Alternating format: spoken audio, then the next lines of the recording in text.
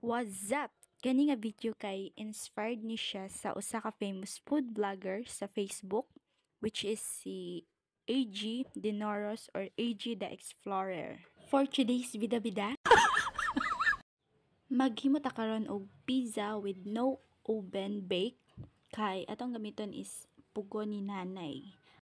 According to my research, pugon or kalandioling is an earthenware stove to cook over fire in the Philippines.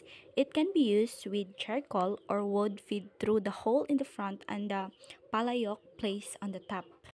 So sa paghimo og pizza, atong ilain ang dry and wet ingredients. Afterwards, ato siyang i-mix. Just like that. Wow! Humana na akong gibilibira na lamisa og harina kay magnita sa dough nga atong gimasa. Dili mabalaka ka if mahugaw since akong gingluang ng lamisa before ko naghimo kay basin mabashta. Pero syempre dili na dyan na maapil sa video no kay lisod magud mag-video din magbuhat na pod. Need guys ha, dili need nga kailangan. Basin mo ingon mo nga gapa-importante kayo ang pizza ba? Kneading dough ang kailangan sa paghimo og pan or pie crust para mamasage or mahalo ang mga ingredients. Pero wadyo ko nahimudyo no, sige kog add og harina since pilit pa manggod ang dough nga akong gimasa. Kailangan pa jud siya mag-add og harina para dili na mo pilit og makuha nako ang perfect consistency nga akong gusto para sa akong pizza. Kay nagbana-bana ra man pud ko sa mga ingredients nga akong gigamit ani, so kailangan pod nga ako ra pong hunaw-hunaon og okay na ba or dili pa. Naragod po na nako kay ako may naghimo. Bida-bida lang ang peg. Wow! Lain na pud nga hapak-hapak akong gihimo ani nga tungod kay pilit pa jud kayo ang dough, so kailangan pa nako i-massage siya pa pag-ayo para makuha nako ang consistency nga dili na mo pilit ang dough sa akong mga kamot. Kung maghimo jud og pan or bisan kani nga pie crust, kailangan jud ang napakataas nga pasensya kay after nimo og knead sa dough, imo pa nang patubon until maabot ang double size. Then human ana, i-flatten na pud nimo ang dough para mabutngan og mga toppings.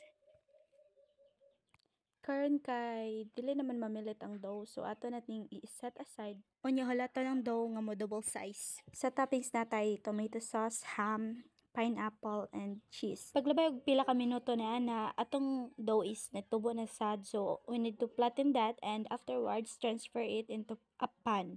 Pwede sad og baking sheet, nice siguro og baking sheet para dili na siya hassle inig transfer. Ako alam pud na siyang gitusok-tusok og tinidor since napa man na siya hangin jud kay ato man na siyang gipatubo ganiha. Ang dahon nga gibutang nako sa ilawom, ako na siyang gipahidan og oil para dili siya mamilit. Humana na nga proseso, ato na siyang butngan og toppings. Ang first thing na kong gibuhat ani is nagbutang ko og tomato sauce. Pero na siguro og imo siyang lutoon da like tomato sauce, tomato paste, little bit sugar since ang tomato sauce manggod aslom-aslom siya. Aslom-aslom ba ang term? Basta mo na. Then afterwards nagbutang ko og ham.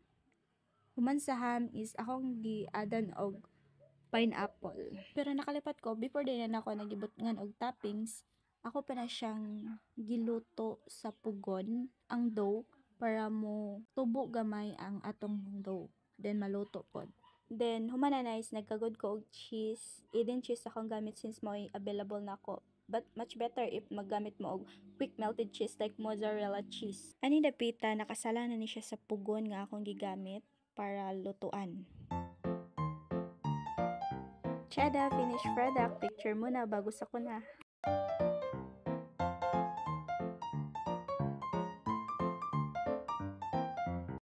Syempre, dilawan dyan na natuon. Wow! Marag true, pijong-pijong ang buang. So, mo to, satisfying naman po ang result. Alam mo siya na sauce. Demanding yun. Mora to, lamats.